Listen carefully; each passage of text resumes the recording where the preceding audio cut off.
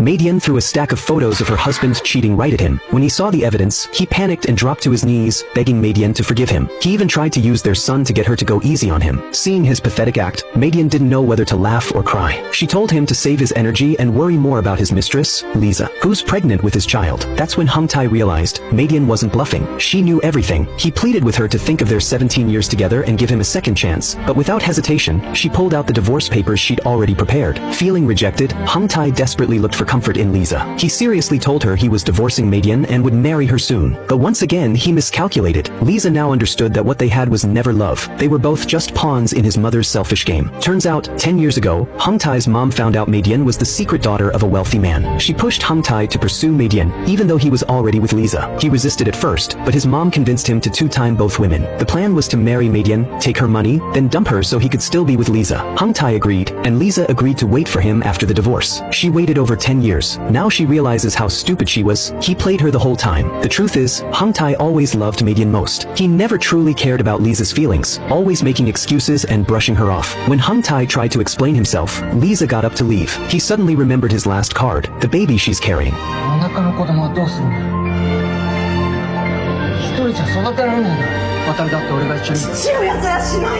But Lisa told him not to worry about it. She's not alone anymore. Later, a crushed Hung Tai drowned his sorrows on the street. He never expected things to turn out like this. By chance, he ran into Xiaomei, a junior from work who's always had a crush on him. She comforted him, saying affairs aren't that big of a deal. If you fall for someone, why hold back? It's only human. Even though he's a cheater, Hung Tai was shocked by her words. He thanked her for taking his side and asked her out to dinner as a thank you. But Xiaomei stopped him. She's not on his side. She just thinks it's natural for people to crave something new, but getting caught is a whole different story. A man can be bad, but he can't be stupid, especially men who underestimate women. And there's something she really wants to say to men like that.